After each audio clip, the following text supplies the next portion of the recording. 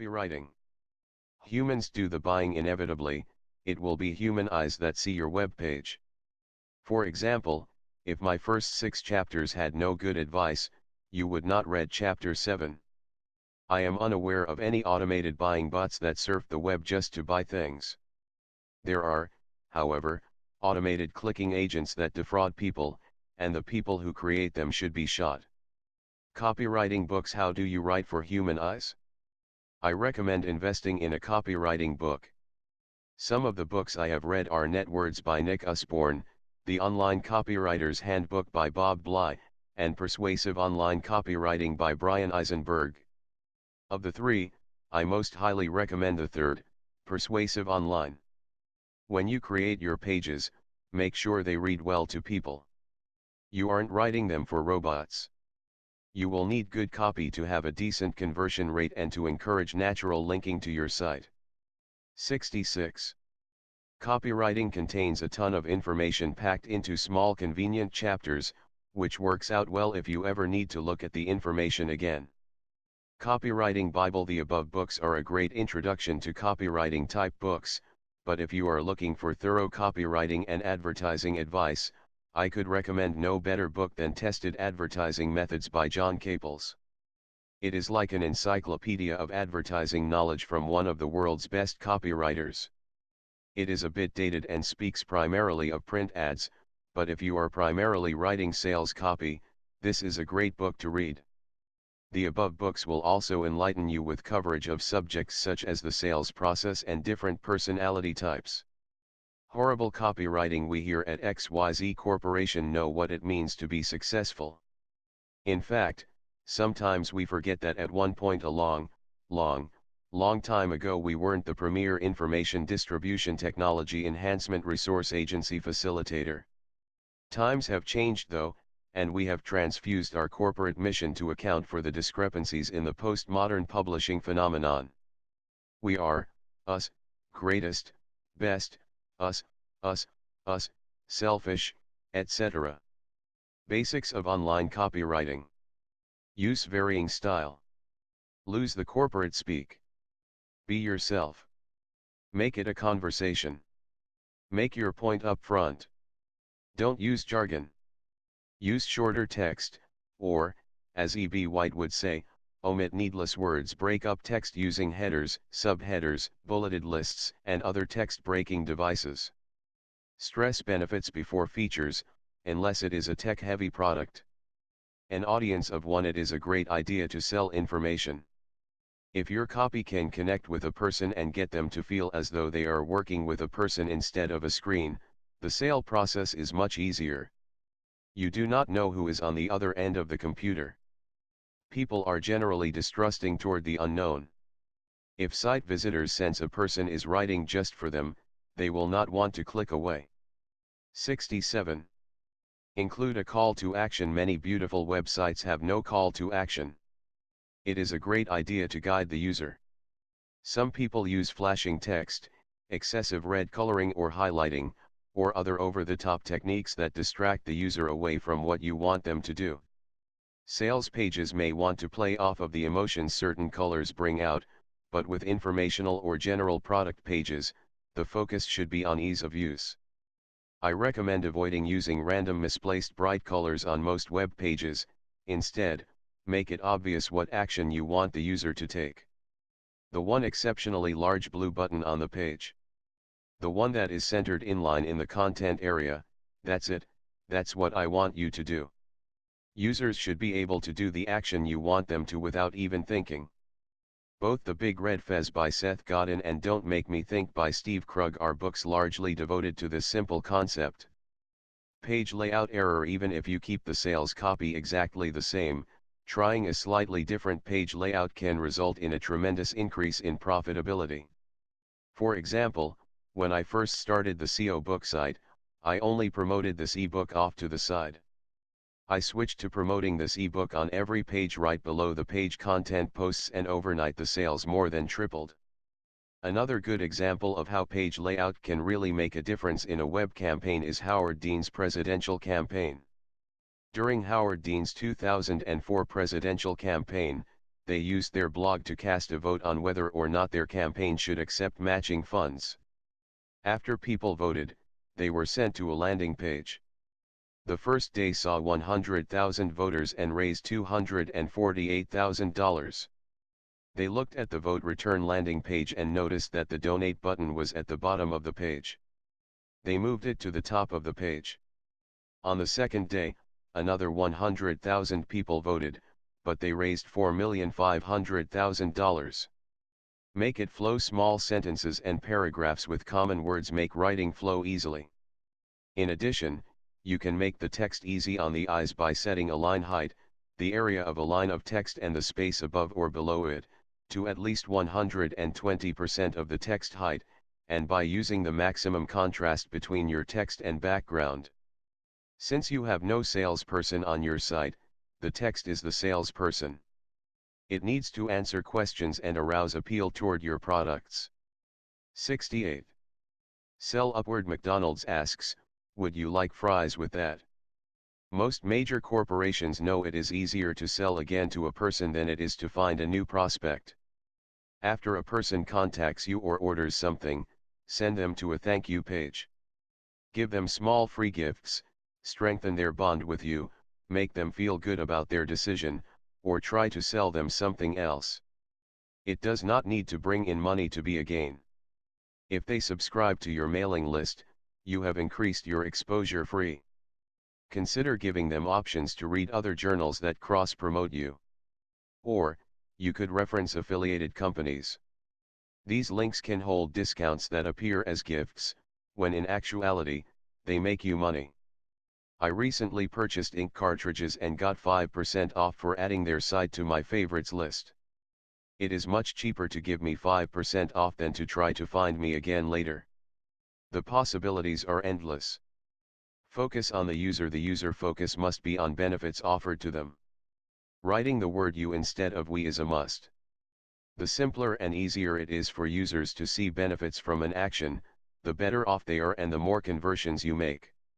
Some techies might like features, but to general audiences it is usually best to rank your priorities in the following manner: 1. Audience. 2. Benefits. 3. Features. If you are selling to a techie audience, they may want the features before the benefits. Make it a conversation. All the above tips pale in comparison to the following tip.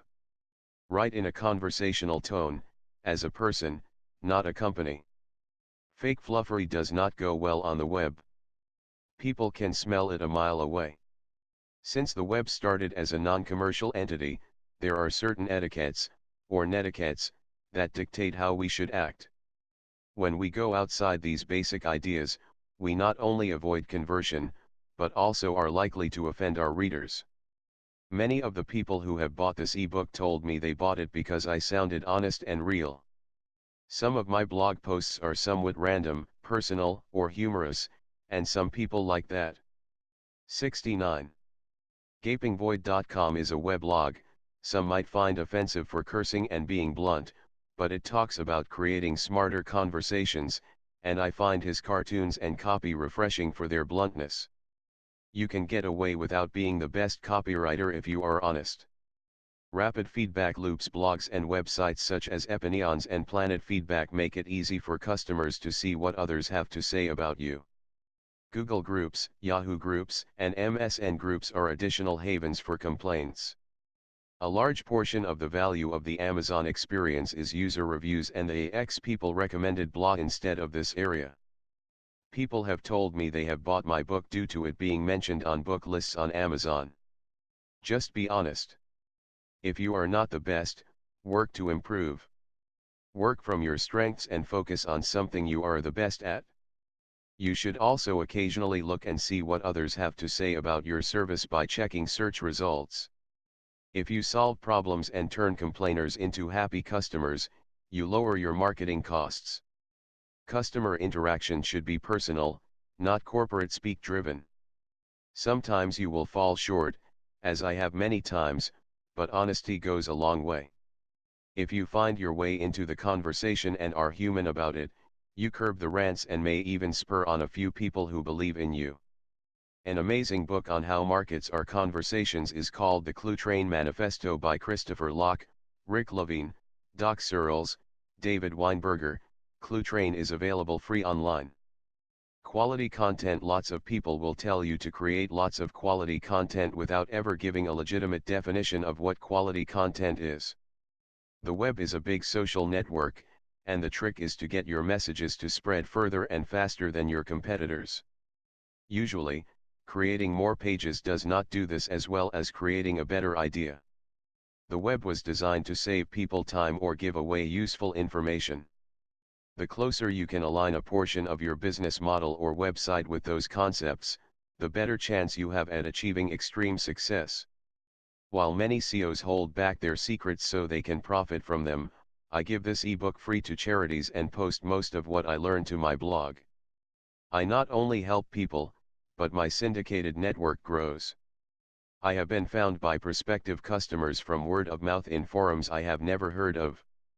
One day I got a thank you email from a person from a religious forum, and about 10 minutes later got a thank you from a person from a pornography forum. What is quality content? 70. Quality content is conceptually unique content that people would want to read and link at. If you want people to pay attention to you, it is important that you create content that is conceptually unique. The following article by Sugar Ray explores this topic more in depth. http://www.sugarray.com/permalink/when-unique-content-is-not-unique, writing ideas to spread rather than being so focused on search that you try to match keywords. You can also market certain ideas with the intent to spread. By writing a headline that is juicy, intriguing, or controversial, you stand a much better idea of seeing that idea spread. Search engines follow people. If you spread good ideas, then search engines will trust you. Brian Clark's Copyblogger offers great headline tips in his post titled Magnetic Headlines at http://www.copyblogger.com/magnetic-headlines. Multiple customer types. I need some people to want to buy my ebook. Buy my stuff is not an easy message to spread though. I also need other people to link to my site. Just like I need to sell my ebook to have a business model, I also need to give others a reason why they would want to link to my site, because that will market my book. Working from your strengths. I am typically a bit goofy in the things I say or do. It is why I have created many funny or fun type websites. It is far easier to be myself than to pull off some sort of act. I am not the best copywriter, and I do not write the best sales letter pages. If you read the 33 Days to Online Profits ebook that comes as a bonus, it will include lots of content about copywriting. Many of the links are not worth buying from for most people. Much of his information in his report about search engines is inadequate or incorrect. However, I still note this document because it shows some copywriting techniques that may be helpful. You only need to be great at one thing to be extremely successful on the web. Yannick Silver is good at selling people stuff with compelling copywriting. I do not suggest that you buy most of the stuff he links to in 33 Days to Online Profits, but I do recommend you glance at how he writes copy. Write content to target the ideal prospect. When you write content, you do not want to create something that makes everyone happy. You want to write to the ideal target customer because your writing will have the greatest effect on the people you are trying to target. 71. If you write too broadly, or try to make too many people happy, then your ideal prospects will not convert as well, as they may become disinterested or offended by attempts to write to less targeted prospects. The lower quality prospects are going to convert poorly no matter what you do. The reason many hyper-focused sales letters are still a mile long is because the people who are most interested in the topic are more inclined to want to keep reading. I did SEO for a customer where we increased his monthly sales from $3,000 to around $12,000. I then tuned his page copy for his ideal client. With the same marketing spend and same rankings, we increased his sales from $12,000 to over $40,000. Even better yet, he was making greater profit from fewer customers by targeting the larger spenders. Sales letters. Some websites are exceptionally transparent in that you can tell they are all about making as much money as possible. By reading through the sales letters of various written-to-sell websites, you can see some of the tricks they use to sell. A hard sell does not make sense for all people, and may offend some of your customers, but I could probably increase my income by about 50% if my sales letter was harder selling. Sometimes it is a bit hard to balance profitability and being easy to link to. Clarity is key. Many organizations aim to manipulate language to make it lose its meaning.